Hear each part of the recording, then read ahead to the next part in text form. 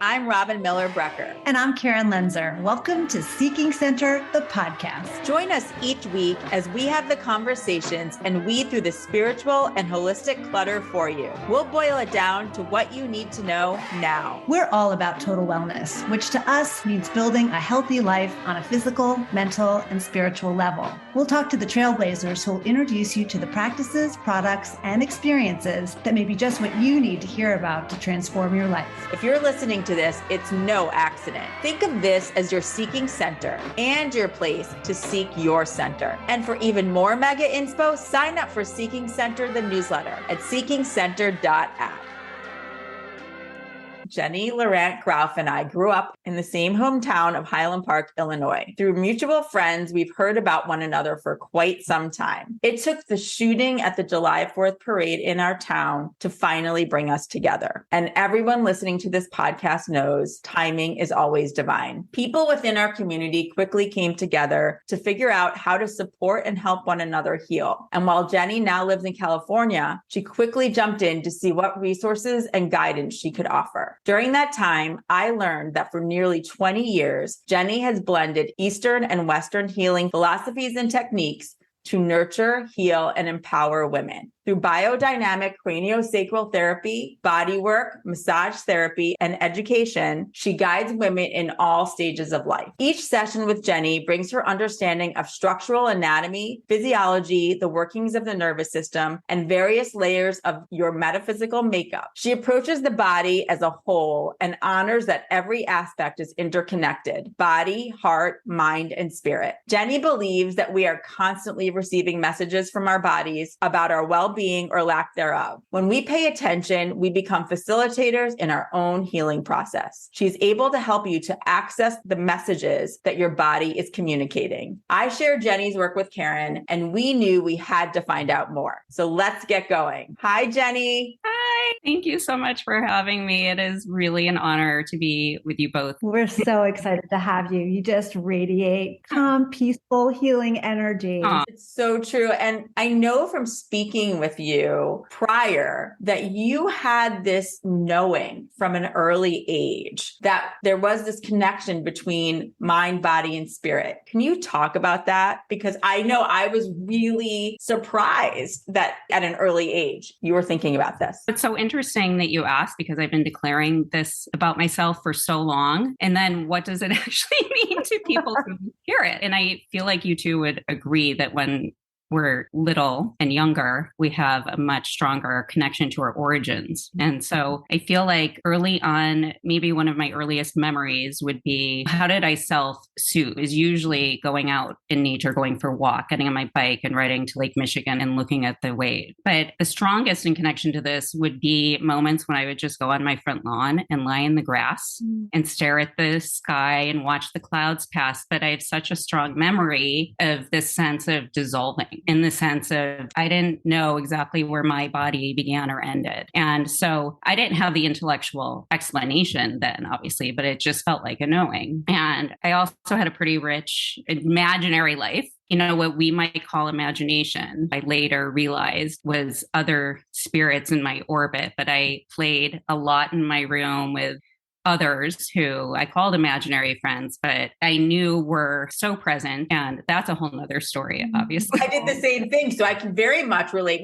Karen and I were just talking about this. We were. Yeah. So it was just this deep sense of knowing there was more than what was evident, more than what we could see. And then how does that translate to health in the early years? So the models I had in my household were a little bit polarized. My dad had this approach to health: go to sleep, get a good night's sleep, tomorrow's a new day. He still does. And that really resonated with me. And my mother came from a family in which her father was a family doctor in a small community in North Yorkshire in England. And she and my aunt and my grandmother had this very strong deference to the medical profession, understandably. And it was also a different era. It was a different generation. There was less information and less exploration than we get to play in right now. And I credit my mom so much because she is open to absolutely anything. But what I observed early on was just this kind of handing over of power to the medical community. And I am beyond grateful for doctors in the medical community. I'm very much a proponent of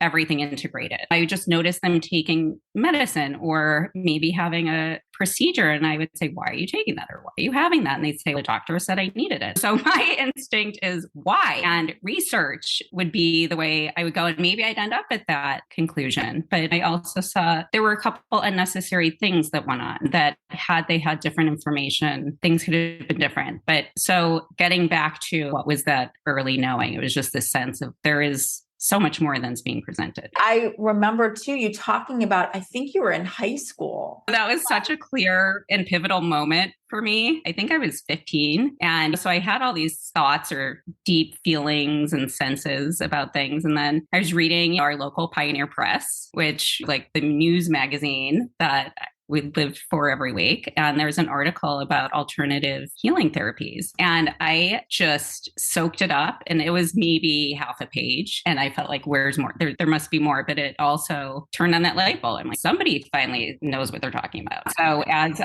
when I reached 16 and 17, if I had a birthday coming, I was always asking for massage. That's all I wanted. My parents were like, what? There was, I think, one therapist in Highland Park. And then eventually I found another in Hubbard Woods.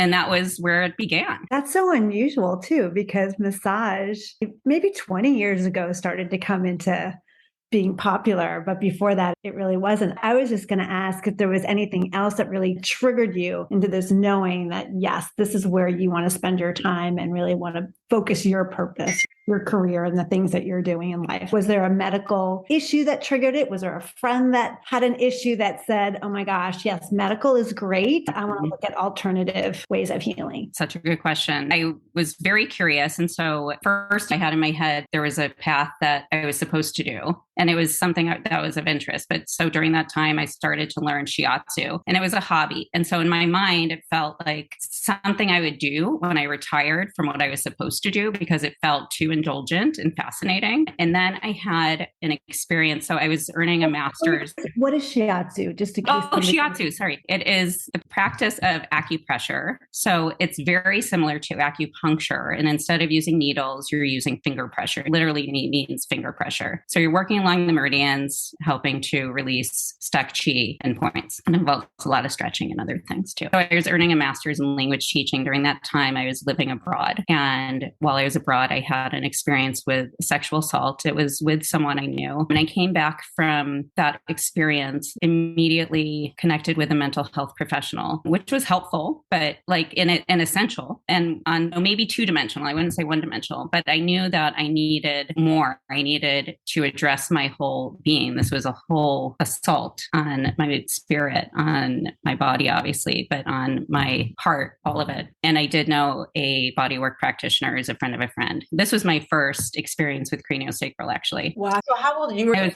26. And so I had this session with her, which was mind blowing. And I remember leaving the session and I was a month from finishing my master's. And I remember walking out of the office saying, now I have to do this. I have to do this. It was really, it's a calling. I do. I think we both do. So there you are at 26 and you're like, okay, I'm pivoting. Did you finish your master's since you were so close? I finished my master's. I did work within language teaching for 4 to 5 years. And then ultimately was able to, and there was a lot of affect around the decision making, going back to school again. Was bodywork a real career? All these things that I had to release and eventually was able to really dive into it. And let's be honest, at that point in time, that was a big leap of faith because there weren't a lot of places, I'm sure, even offering that. It was a little bit woo. Oh, right? Totally. People would say, oh, so you're a masseuse? There's so much more to it. Since we brought it up, and I know we're going to dive into it more in our conversation, but can you talk about what is body work for those listening? Yeah, body work, when I refer to it, obviously it does encompass massage therapy, but it encompasses anything that is going to address, for me, the whole system. I could give you a million examples. So we have Ayurvedic medicine, we have traditional Chinese medicine. As far as the body work within those two are very complex, ancient, brilliant systems, but within within both of those, there are bodywork practices and then a lot of other components. Fascial work, things, right? So not myofascial, but Heller working. Osteopathy, cranial osteopathy is a really good example. Pelvic floor physical therapy. We've talked about acupressure, but lymphatic drainage, which is wonderful for women, especially, but everybody. The mind abdominal massage. It's endless. I'm still learning. It's just, there's so much to learn. I put it, these ancient therapies and emerging systems and so much science around everything now, which is exciting. And that's what I love about what you're talking about, because I think so many people don't realize, the depth of knowledge that you need to have in order to do your practice, but that there is this utilization of your intuition as well, because you're really tuning in. It's not just symptomatic of my shoulder hurts or I have nausea or anxiety that I can't place, but you're really tuning in and listening to all these meridians and deeper elements of the body as well. Can you talk a little bit about that? Absolutely. It is definitely intuitive work. I'd say all of it. And obviously, some of these practices can be completely structural and solely physiologically based, but so much of everything has metaphysical components. And so tuning into the resonance of that is such an intuitive practice. In craniosacral, there's a saying, trust the tide. We're listening to a lot of tidal energies in the system. And when I first started practicing that, for example, there were moments where I felt like I was crazy. Am I making this up? Really feeling this? And every time I would remind myself of that mantra, to trust the tide, everything would widen and expand. And sometimes I just get a sense about something. Sometimes I'll share it with people and say, if this resonates, I just feel like I need to share it with you. Sometimes I'll get a visual of something. It could be related to their system. It could be something completely outside of their system. But yeah, getting really sensitive with these subtle energies is a practice, but it's very intuition based for sure. In those early years of practicing and learning, because you had been a victim of sexual assault, were you focused on helping others who were victims? Absolutely. That was the first thing I did when I finished massage school. I became involved with an organization in New York City where I was living at the time called Safe Horizon. It's an emergency services organization and works very deeply with the domestic violence, sexual assault, and child abuse community. And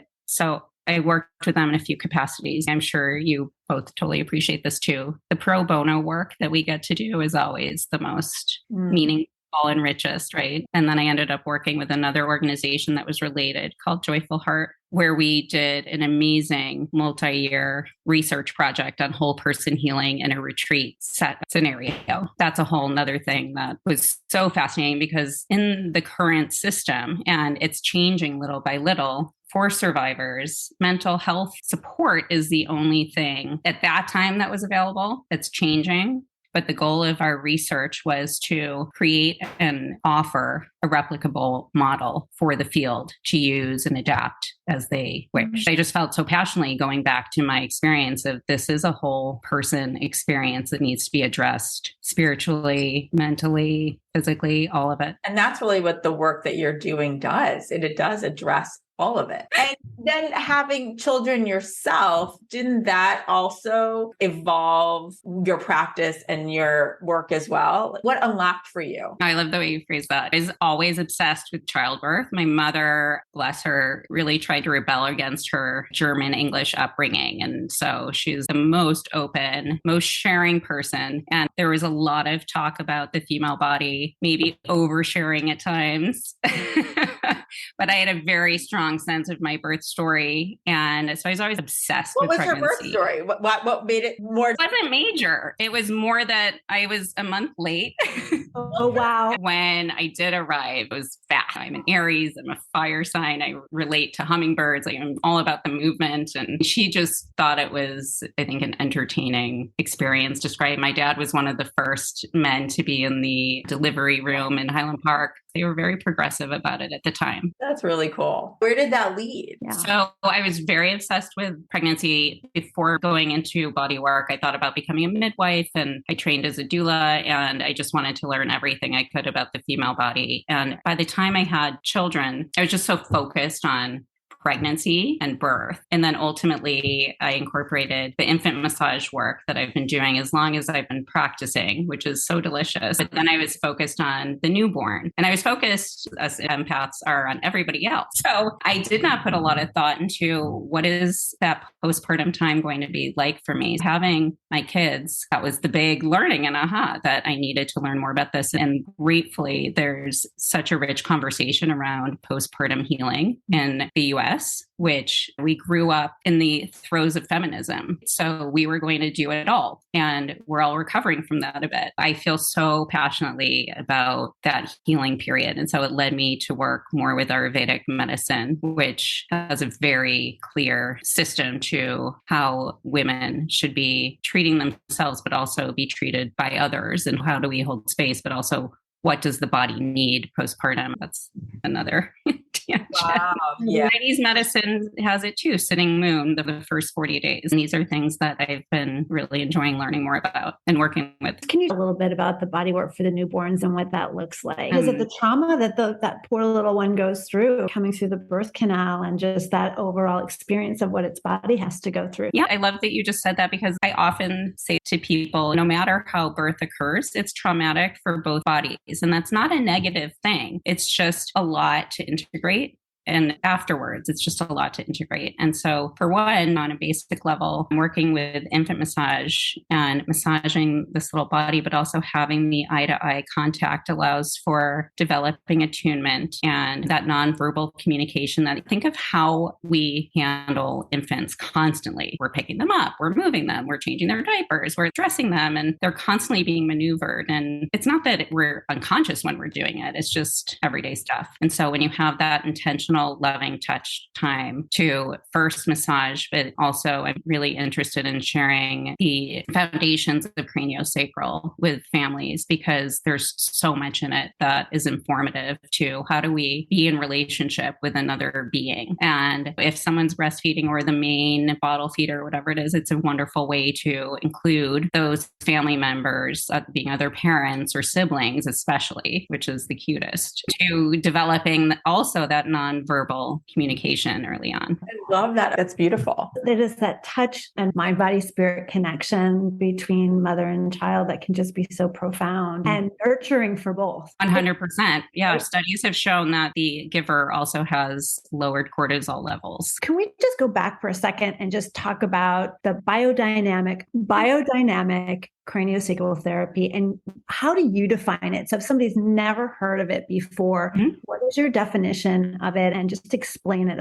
Okay, so biodynamic craniosacral is one approach to craniosacral therapy. So craniosacral therapy is a very light, non-invasive touch therapy that aims to support re-regulation of the nervous system. So a big part of that is establishing safety in the system so that areas that have held inertia, whether it's from an injury or a heartbreak or something emotional that was held in the gut, it was held in the shoulders, wherever it is, our aim is to hold the system in such a way that we are supporting the parasympathetic nervous system, the rest, digest, and restore mechanism, so that the body can start to release some of these held areas. And so the biodynamic piece basically says that we are looking at an individual as a whole system. So there are some craniosacral approaches that are very manual and more akin to osteopathy. And biodynamic is the more energetic end of the spectrum, although it really is very rooted in the anatomy and neurology and physiology. And so when someone comes to you, do they need to be in the room with you to go through this experience? And is it a physical touch like massage that they get? It is a physical touch. There are some practitioners who work remotely. I feel strongly about being present with someone with this work. So for me, it doesn't translate. But what it would look like is someone comes. I usually have a good chunk of time for some intake. We do some settling practices. I have a couple that I'll use. And it's done on a table. The recipient is fully clothed. And it's really not massage. What it looks like is I'm holding different areas of the body. The other component that I need to mention about the biodynamic perspective is that we don't come in with a protocol, whereas another craniosacral therapist might look at this very structurally and have a very specific protocol of how they're going to move the structure. So I don't have a protocol. My job is to show up and get out of the way. And so, first of all, within establishing safety, it is really important that anyone who comes to me knows that this is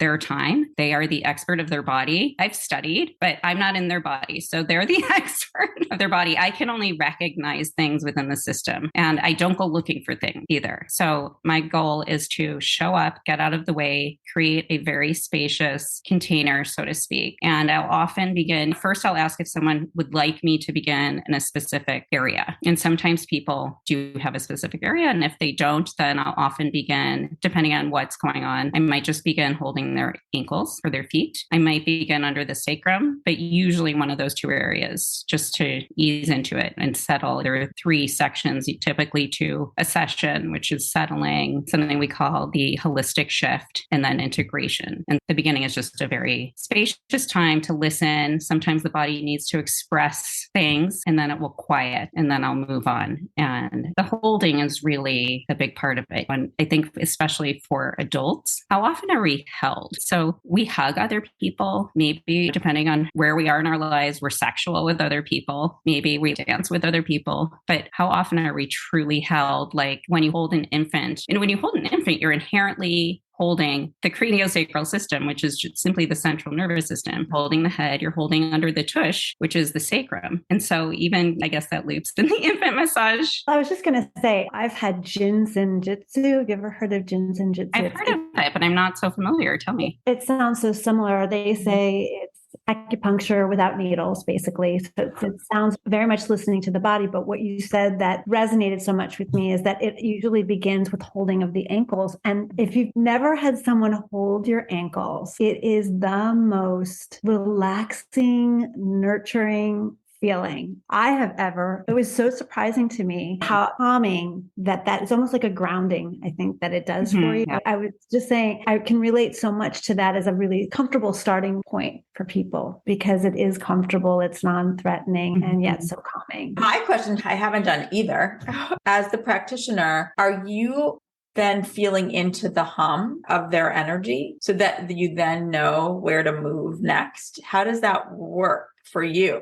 What does it feel like in my hand? Yeah, that's such a good question. I love that you said the hum, because I think the way we describe it is different for everyone. And I love thinking of it as a hum. There are, I'm not going to say movements per se, but I guess very subtle movements or energetic movements that we can sense that are not necessarily so structural. So there's something called potency, which often to me appears like a tide pool.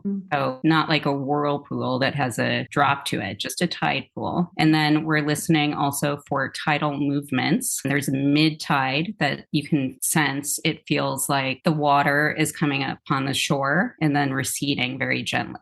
And then the long tide is one which is similar, but instead of receding back into the ocean, it just continues and goes on and on. And then often from there, we can sense something called dynamic stillness, which feels exactly as it sounds. It is a stillness that is pervasive. And that's often where a lot of healing is experienced for someone who is receiving. And there are also some really structural movements that we can feel. So early on, craniosacral emerged out of osteopathy. And so the osteopaths who were instrumental in developing it started to notice that the cranial bones, which were thought to be fused, had a slight pulse to them. So they felt there was some movement, okay? Almost when the cerebral spinal fluid is circulating, it does feel like a pulse. And so that was an explosive moment in the development of this, but then also more things came out of that. And so the other would be something we call inhalation and exhalation. So when you notice inhalation, the structure of the body, even though you can't see it and the person's not feeling like they're actually in flexion, it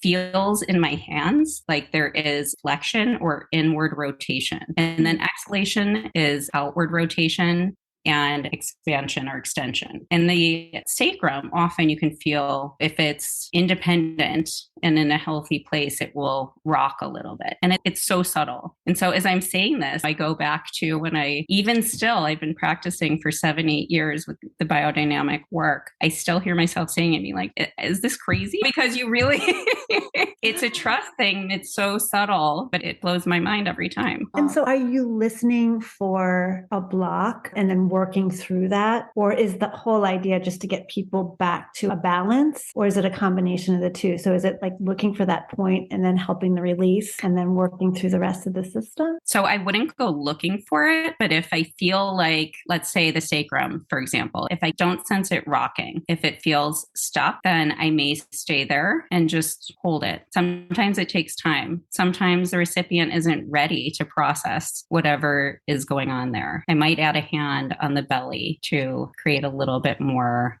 containment or safety. But yes, the goal is to, at least early on, in order to support that re-regulation of the nervous system, get some of those bigger systemic movements going, like the tidal movements that are really exemplary of being in the parasympathetic nervous system, and also the stillness and making sure that there is some stillness before someone gets up. So I would say initially it's more general and systemic. And we talk a lot about titration. What is that?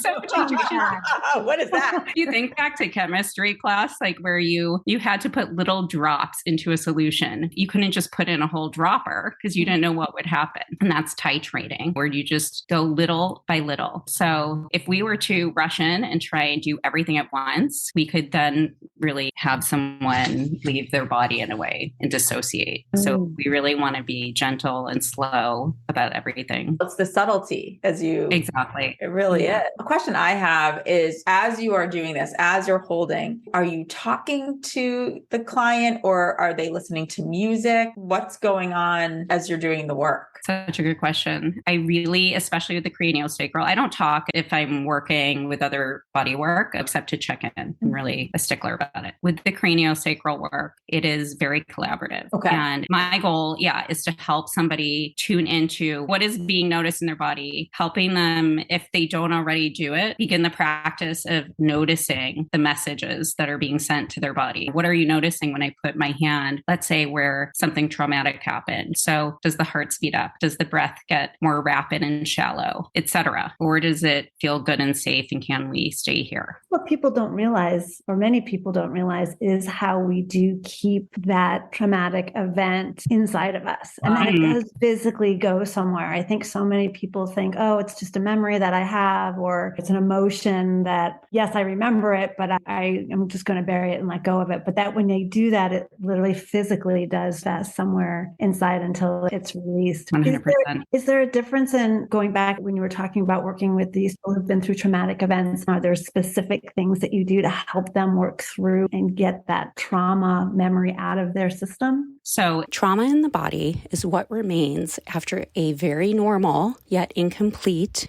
physiological process. When our nervous system perceives threat, it prioritizes functions that are going to support the fight, flight, freeze, or faint response, otherwise called the sympathetic nervous system response. So blood will rush to our heart to beat faster, to help push blood out to our limbs, our arms and legs, to help us run and escape or fight better. Our lungs are also prioritized to get quicker, more efficient oxygen to support all of these functions as well. Digestion is cut off because when you have a survival mode, digestion is not a priority. So all of these are examples of ways in which our body responds to trauma. Now, when the threat is removed, what happens? Peter Levine, who has done a lot of research in this response, is widely talked about and written about how humans do not always respond completely once the threat is removed. So if you notice ever your dog comes upon something or another dog that makes them nervous, when that other dog who may have scared yours walks away, you may notice that the dog shakes head to tail. The shake is a way to disperse held energy that was being kept in the system. Humans, occasionally we shake when we come upon a threat, yet often we don't. The question is why? That's a whole nother thing. It is an example of how we do not always complete the stress response process. And so what happens, for example, is then our heart rate's affected long-term, our breathing may be affected long-term, our digestion might be affected, and circulation, etc. I always frame my sessions to make sure that the client knows that they are in charge. But specifically with survivors, it's really important to, above anything, create safety, make sure they know they're not subordinate, I'm subordinate, they're in their bodies. And going back to that paradigm that I saw in childhood within my family structure of don't hand over your power to me or anybody. And so in that way, just even framing the session, my goal is to help people feel more empowered, be able to speak up, ask for what they need. I feel sometimes like it's annoying how much I overstate that. I'll tell people you get to be so picky. Even if you feel like I shouldn't say anything, maybe it'll get better when you're receiving a massage or anything. I don't want to interrupt the therapist. I make sure everyone knows they're not going to interrupt me because they're the ones really doing the work. I am accompanying. But I feel that body work is so healing for survivors, just receiving that really safe, loving touch. I've encountered a lot of women who never in their lives received intentional loving touch. And so working on that level is so profound. Even just massaging someone's feet is life-changing, but primarily creating an invitational environment and let them know they're in charge. Well, and talking about body work now, and I know we touched on it, it seemed like there was so much under that umbrella. So how do you know when someone comes to you and books, let's say, a body work session? How does that work? How do I blend it?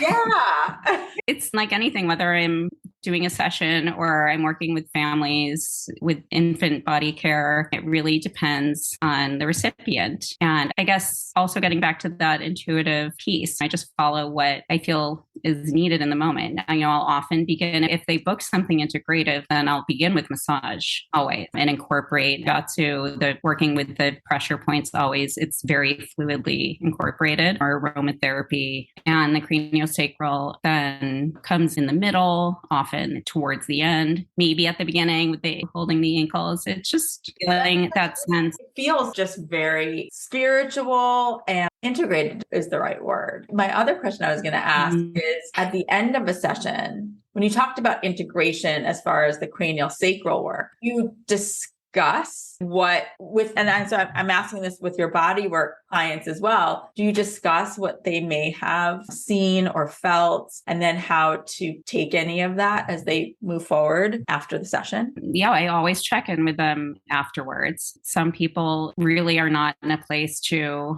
process in that moment, but yes, some will share a lot about what they noticed. My practice, typically I will send, especially with the craniosacral work, I will send a synopsis of what I noticed during the session, which a lot of people really enjoy it. Some people, it can get really esoteric and they're like, I don't even know what you're saying. And I don't either, because I'm just describing what I felt. Yeah. And sometimes when I look back on it, it's different. It's just a different thing. Channeling to me in so many ways. As you said, you get out of the way. It's like you're channeling, whether it's their spirit team or just spirit in general. It's like it feels it's downloaded to you as you're going through it. Are some of your clients surprised with what comes through after? Have you ever had people who've come to you just for a session and then something bubbled up that they didn't expect that was embedded there? Absolutely. And getting back to your mention of how the body holds these patterns. In the body, there's a woman in the trauma field. Her name's Babette Rothschild. She wrote a book called The Body Remembers. And so along those lines, I had this really profound experience with one client who came, and suddenly there is a lot of activity with one of her arms, which was a really specific, I wouldn't have gone to the arm, but that's where we went. That's where her system and her body needed to go. And so we had all this really interesting processing with her arm. And what that looked like was me literally, if she were moving her arm, I was just holding and following with her.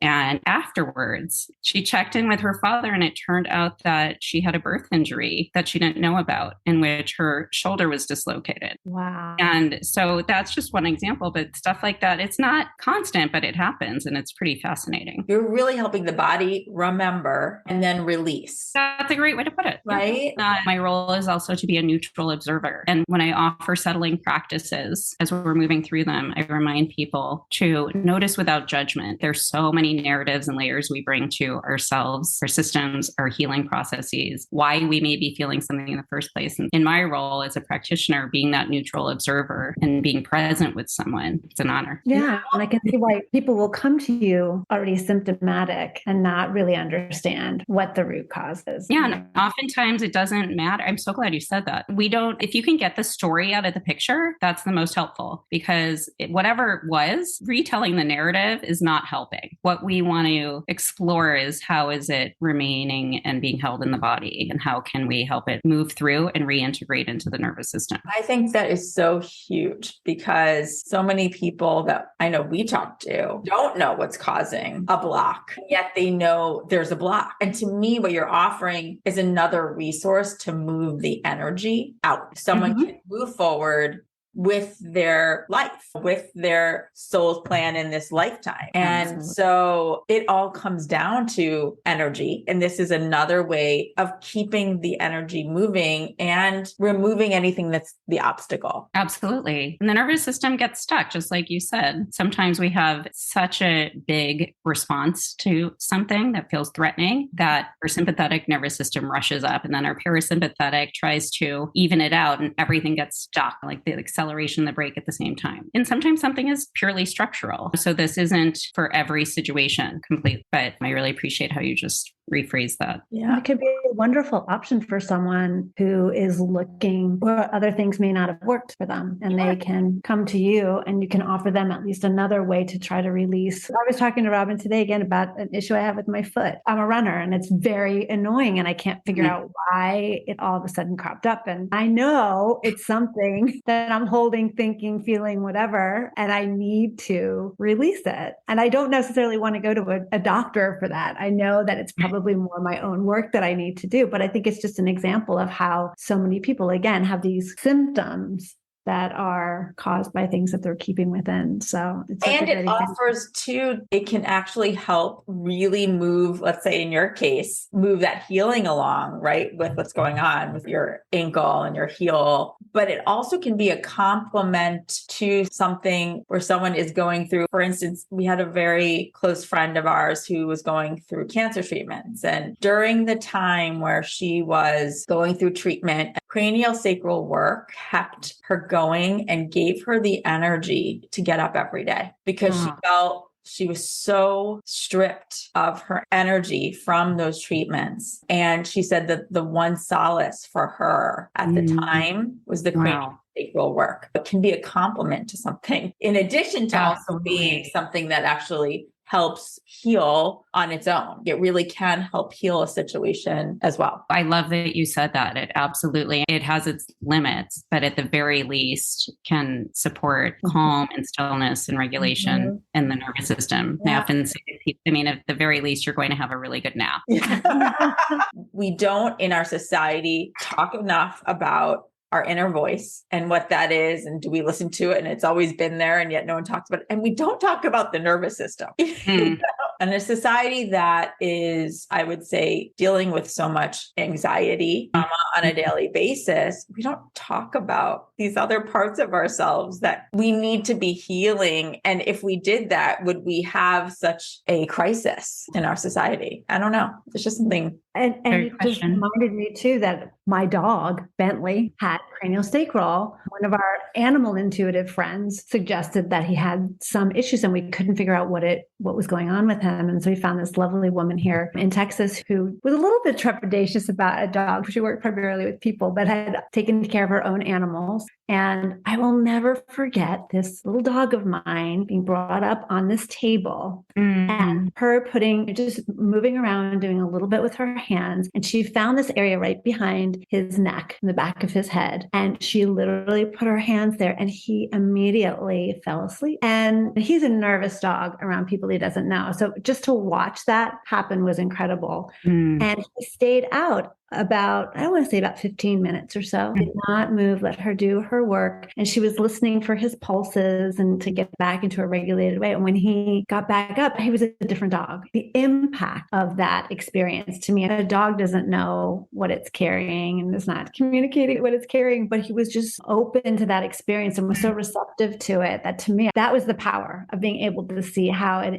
impacted this dog. He didn't have to be in a certain way, but that went right out to sleep. Oh, I love that. I really love that. It's amazing. It really is. Jenny, as we were talking about biodynamic craniosacral therapy, there are 5 tenets. Can you talk about what they are? Of course. So seen, heard, held, acknowledged, responded to appropriately. I first heard this in one of my courses, and immediately I felt like this is everything about how do we show up in relationship everywhere, whether it's practitioner and client, whether it's family, friend, coworker, everything. But what does that mean? Seen. So how are we being present with someone? Are we bringing our own interpretation or simply being present? So that's the goal, to simply be present and see others. Heard refers to listening and really listening, not thinking about what you will say next, deeply listening. And as far as craniosacral, we always talk about we're listening to the system when we're doing hands-on work. Held.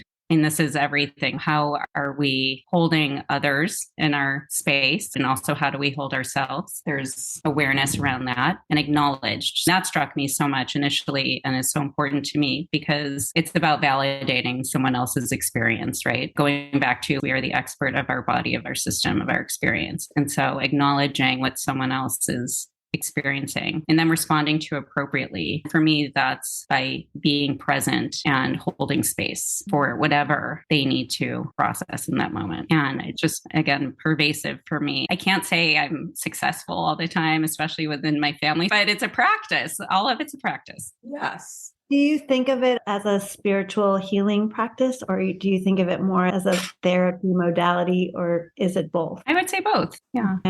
I love the science of it. I think for so many people who might be a little trepidatious of trying some of these modalities, that having this so based in science and so much ancient wisdom, Eastern Western medicine, I think that would really help a lot of people feel comfortable about trying this for themselves. In your experience, Jen, what are some things that people can do? You keep saying that they come to you, but you get out of the way. What advice would you give to people who are trying to better be in tune with their own bodies and take better care of themselves? I feel that resourcing ourselves can be so simple. It doesn't have to cost a thing, actually. So it is a pretty basic practice of noticing what nourishes us. And on a simple level, on a daily level, what's accessible? Is it walking barefoot in the grass? Is it walking just through your urban landscape? I do think nature is a huge resource if that's nearby. It's simply getting outside. But this morning, Wednesdays are my self-care day. So that always begins with our local farmers market. And it is a huge resource for me, going and looking at all the different colors and talking with the farmers and maybe seeing friends. And even that, connecting with a friend and having a good laugh or just simply hearing their voice is a huge resource. So really following, this is another beautiful piece within craniosacral practice, is we follow the health. So where's the health? What feels good? What feels nourishing?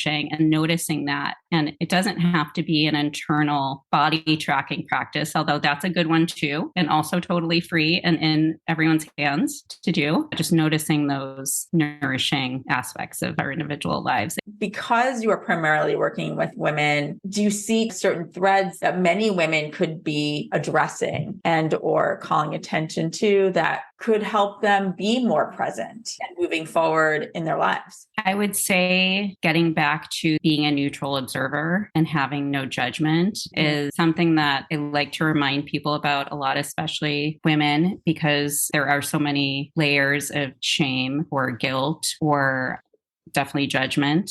And what could be so much more nourishing. And it's a practice, and it's a lifelong practice because we all have had a lot of experiences. But how do we build more self-love and self-compassion? And when you simply notice what the nervous system is bringing to you, then you can distance yourself a little bit and say, this isn't my fault. Not that every woman who I see feels that way, but this is all good information. And my body is doing exactly what it's supposed to be doing. And it's telling me that something is not integrated. And how awesome is my body for doing that? And so really having that self-appreciation, self-love, and self-compassion. And also, I really think we need to be our own advocates in a huge way. There's just so much available to us. We live in such a rich time in the healing world. Medicine's incredible.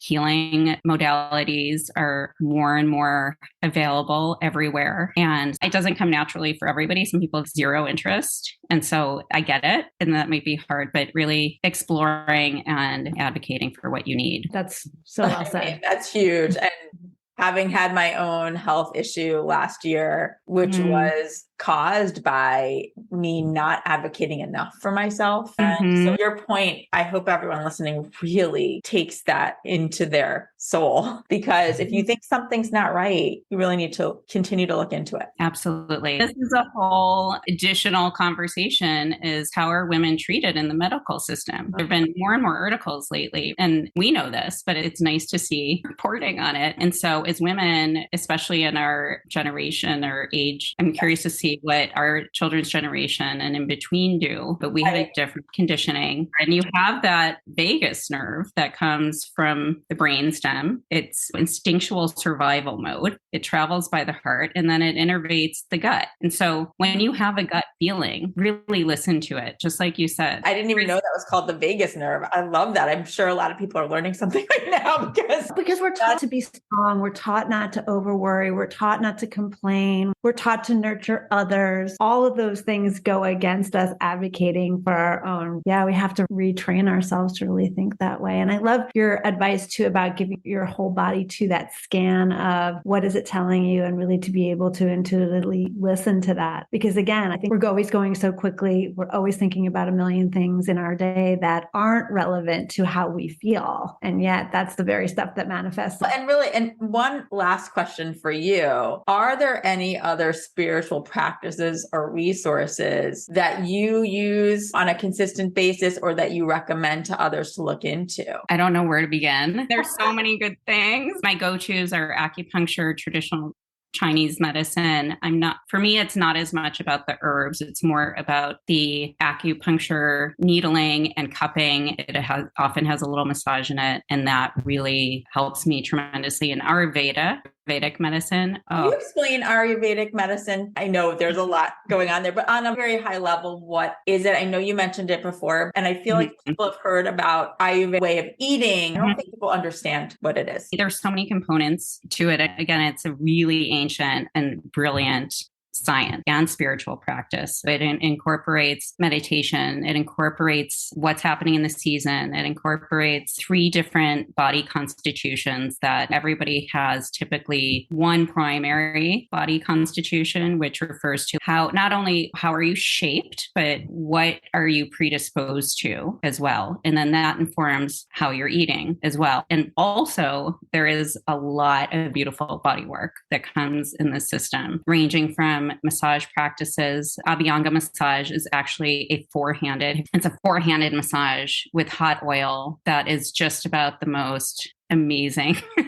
Sounds amazing. But also there's a really deep detoxification practice that I learned about because I had something that needed to be addressed some years ago. And I feel like if everyone could do this, we would avoid a lot of pathologies in our society. And it's called panchakarma. And it's basically a detoxification practice in which you have a 5-day home prep, and then you work with the doctor in the clinic anywhere from 3 to 5 days to a month. It really depends what you're addressing. During that time, you receive Abhyanga massage every day. You receive different things depending on what's being treated. Sometimes poultices are used with herbs and either soaked in oils that have been created just for you to address what's being treated. I mean, there are so many body work practices in this system. And then typically there's an enema, which was a new experience for me when I first did it. And a huge fan, I have to say. And then it ends with a Shirodara, which is oil dripping on your third eye. And so it's getting at you from every angle.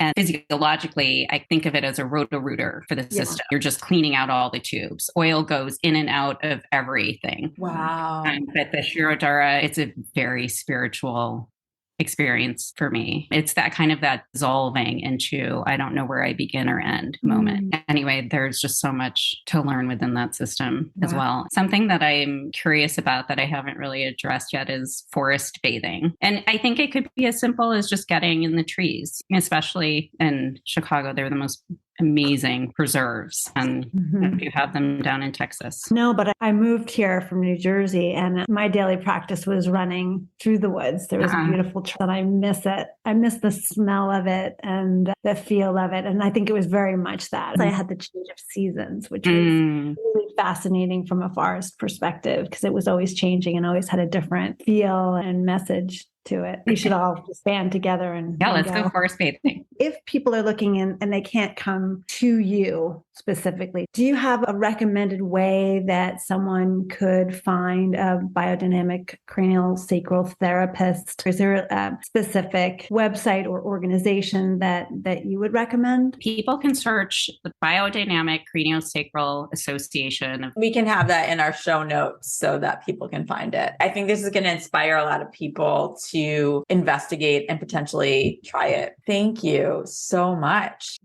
This was like being in a playground. Oh my God. I've written down so much. There are more conversations to be had. And what you brought to light was, again, so much of that ancient wisdom around the body, and that what you do just permeates every level of that mind, body, spirit. And so regardless of what people are looking for, they're looking for a spiritual experience. If they're looking just to tune into their inner wisdom or their inner intuition, this is the way in. But also if they want to release things, there's just something for everyone, I think, in this conversation. You have so much wisdom. We could really go down a lot of different avenues. So thank you for sharing it. To find out more about Jenny, her services, and her Santa Monica-based private practice, visit centerherself.com. That's CenterHerself.com. She also has links to resources on the different areas we covered today as well. Thank you for having me. It was such an honor. So much fun. So wonderful. Thank you. Bye. Bye. Bye.